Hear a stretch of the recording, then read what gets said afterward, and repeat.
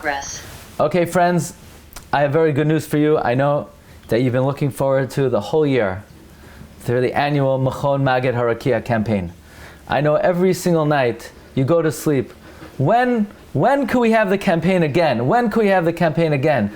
When could I set up a team page? And I know I've been holding it off the whole year, but now it's your favorite day.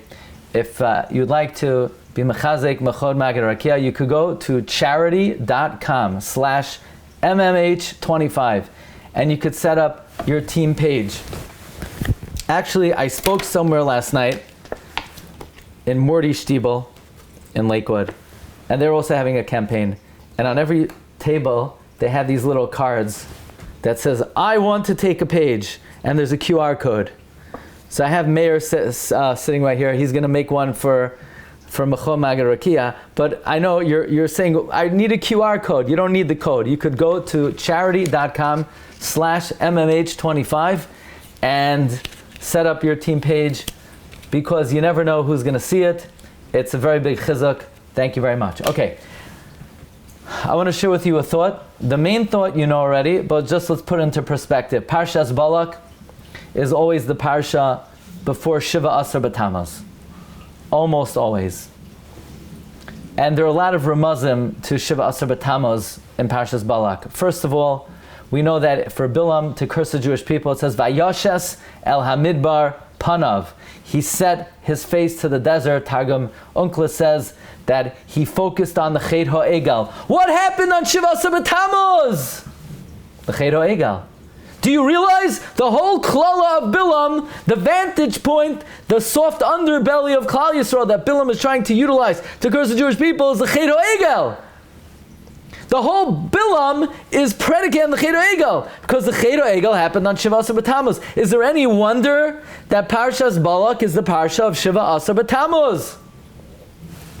And by the way, if you look in the Haftarah of Parshas Balak, the Haya She'eris Yaakov Bekerev Amim Rabim Ketal Meyes Hashem Kirvivim Alei Esev Rashi Tevos Shiva Asar B'Tammuz.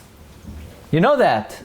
The Haftarah also predicts that Hashem will bring the water of Torah on Esev and transform it into a day of great simcha. We all know, friends, that this time of the year, even though it's a time of mourning, a time of Avelos, a time of Churban Beis Hamikdash, beginning with Shiva Asar B'Tammuz, ending in Tisha B'Av, is a time that's also destined to be a great Yom Tif for Klal Yisrael, so to speak, beginning with Shiva Asar B'Tammuz, which will be Tzoim Haravi, which will be Nishapech to a Yom Tif, ending with Tisha B'Av, that will be Tzoim HaChamishi, that will be Nishapech for Klal Yisrael. And the days in between will be like Chol HaMoed. We've said over many times over the year for the Rishner that if you look at next week's Parsha, the Parsha of the Moyadim, there's a Samach after every Yom Tif. After Pesach, after Rosh Hashanah, after Yom Kippur. But in between Shavuos and Rosh Hashanah, there's a Pei. It's a Psucha, indicating almost that there's an open space there to drop in a new Yom Tif. Indeed, yes, there will be a Yom Tif added between Shavuos and Rosh Hashanah, and that is Tisha B'Av. So this time of the year is dedicated to be Mitzap El Yeshua. Does anybody know the Yesod HaEmunah, that we have to believe in Mashiach and anticipate his coming? The Rambam says if somebody does not believe in the coming of Mashiach and does not anticipate his coming, he's not only denying the words of the Nevi'im, he's also denying the Torah. Could anybody tell me where in the Torah does it say you have to believe in Mashiach and anticipate his coming? The Brisker Rav says the clearest pasuk that articulates the idea that we need to believe in the coming of Mashiach and anticipate his coming is the pasuk in this week's Parsha.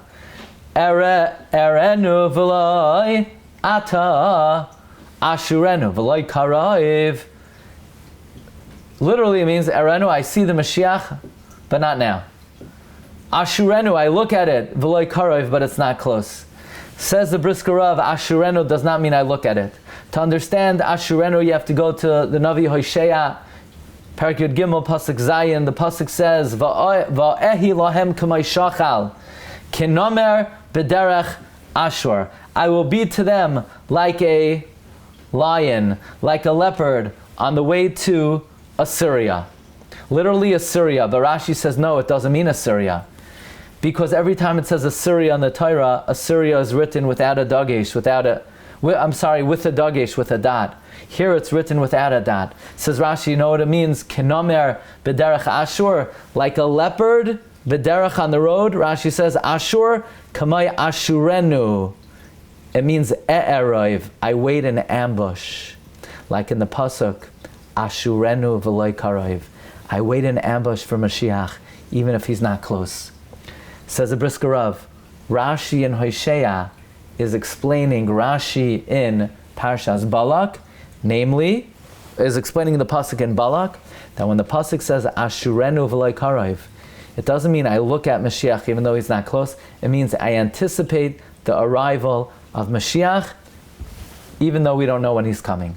The clearest articulation of the mitzvah to be mitzapeh Yeshua is in the Parsha that introduces the 3 weeks to remind us that this time of the year, like the sign says, yearning for redemption more than ever. That's what this time of the year is for. So this is what we call Davar Yafa Be'itai.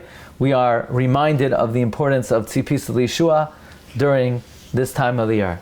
Okay, Rabbi, so we'll see if we could take a look at Perkei Avos. Recording stopped.